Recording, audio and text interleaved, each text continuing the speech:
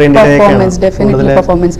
നമ്മൾ action hero Biju എടുത്താൽ എനിക്ക് തോന്നുന്നു സുരാജേട്ടന്റെ ക്യാരക്ടർ നമുക്ക് ഒരിക്കലും മറക്കാൻ പറ്റൂല. സത്യമല്ലേ?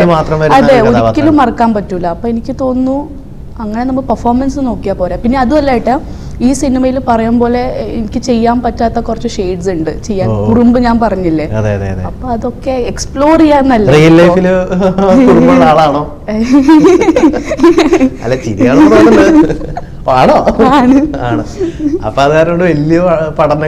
ലാലുവേട്ടൻ ആക്ച്വലി ഷൂട്ട് നടക്കുമ്പോ തന്നെ പറയായിരുന്നു, ഞാൻ കുറച്ച് ഇൻഹിബിഷൻസോടെ ചെയ്യുമ്പോ നിമിഷ സ്വഭാവം കാണിച്ചോ കുഴപ്പമില്ല,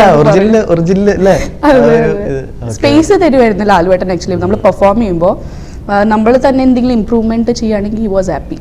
സ്റ്റേറ്റ് അവാർഡൊക്കെ കിട്ടി ഈ വർഷത്തെ മികച്ച നടിക്കുള്ള സ്റ്റേറ്റ് അവാർഡ് കിട്ടി. എന്തായിരുന്നു അത് കിട്ടിക്കഴിഞ്ഞപ്പോൾ? ഞാൻ ടി വിയിലൊക്കെ കണ്ടിരുന്നു, ഭയങ്കര ഇമോഷണലിയൊക്കെ ആയിരുന്നു. എന്തായിരുന്നു ആ ഫീല്? വീട്ടിലിരുന്നല്ലേ അവാർഡ് കണ്ടേ, ഒരു അനൗൺസ് ചെയ്യുന്നത് കണ്ടേ? എന്താണ് ഇപ്പോഴത്തെ ഒരു ഫീലിങ്സ്? ഒരു ഫീലിംഗ്സും ഇല്ല. കിട്ടിയ ദിവസം അല്ല അയ്യോ ചേട്ടാ അതെല്ലാം പോയി. ആക്ച്വലി കിട്ടിയ സമയത്ത് കുറെ മീഡിയ ചേട്ടായിമാരെല്ലാരും വന്നു, സംസാരവും ബഹളവും ഉണ്ടായിരുന്നു. നെക്സ്റ്റ് ഡേ എണീച്ചപ്പോ ഒരു വീട്ടുകാർക്കും ഒരു മൈൻഡില്ല. ചെറുപ്പം മുതലേ ഇൻട്രസ്റ്റ് ഉണ്ടായിരുന്നു. എനിക്ക് ഇപ്പോഴും ഓർമ്മയുണ്ട്, ഞാൻ 4th എന്തോ പഠിക്കുന്ന സമയത്ത് അന്തേരിയിൽ ഓഡിഷൻ നടക്കും. ആ സമയത്ത് ഞാൻ ടോംബോയ് പോലെയായിരുന്നു, അപ്പൊ ബോയ്ക്കട്ട് എല്ലായിരുന്നു. അപ്പൊ ഓഡിഷന്റെ പോകുമ്പോ സിലക്ട് ആവത്തില്ലായിരുന്നു. പിന്നെ 12th കഴിഞ്ഞപ്പോഴാണ് കുറച്ച് സീരിയസ് ആയിട്ട് നമ്മൾ പറയൂല, ടേണിംഗ് പോയിന്റ് ആണ്. ഇപ്പൊ എല്ലാവരും ചോദിക്കാൻ തുടങ്ങും നമ്മളിപ്പോ എന്താണ് ചെയ്യേണ്ടതെന്ന്. 12th കഴിഞ്ഞിട്ടാണ് കൂടുതൽ എല്ലാവരും ചോദിക്കുന്നത്. അപ്പൊ അങ്ങനെയാണ് കുറച്ച് സീരിയസ് ആയിട്ട് ചിന്തിച്ചത്. അപ്പൊ അങ്ങനെ ഓഡിഷൻസ് ആക്ട്രസ് അല്ല, എനിക്ക് സിനിമയോട് ഒരു ഇഷ്ടം ഉണ്ടായിരുന്നു. അപ്പൊ അത് ഈ പറയുന്ന പോലെ കലോത്സവം പോലുള്ള പരിപാടികൾ, കലാതിലകം അങ്ങനത്തെ ഒക്കെ പരിപാടികളൊക്കെ ഉണ്ടായിരുന്നോ? ഞങ്ങൾക്ക് മുംബൈയിൽ അങ്ങനെ ഇല്ലായിരുന്നു ചേട്ടാ, സ്കൂളിലില്ല ഞങ്ങൾക്ക്.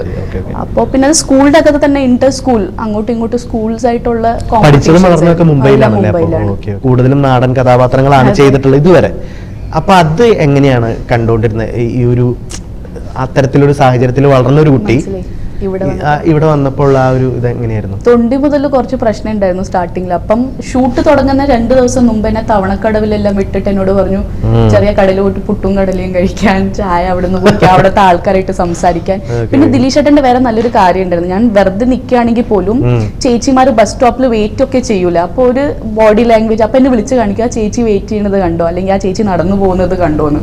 അപ്പൊ എനിക്ക് തോന്നുന്നു ഒബ്സർവേഷൻ ആയിരുന്നു. ഞാൻ ദിലീഷ് ഏട്ടന്റെ കയ്യിൽ നിന്ന് പഠിച്ചൊരു കാര്യം അതാണ്, നമ്മള് ചുറ്റും നടക്കുന്ന കാര്യങ്ങൾ. പിന്നീടുള്ള സിനിമകളിൽ അത്തരത്തിൽ ഒബ്സർവേഷൻ ചെയ്യാറുണ്ടോ? പിന്നെ എനിക്ക് തോന്നുന്നു എല്ലാവരും, ഇപ്പൊ ചേട്ടനാണെങ്കിൽ ഇപ്പൊ നമ്മൾ അറിഞ്ഞോ അറിയാതെയോ ആൾക്കാർ നോക്കി പോകും. അപ്പൊ അത് സബ് കോൺഷ്യസ് മൈൻഡിൽ നിൽക്കും എന്തായാലും. പക്ഷെ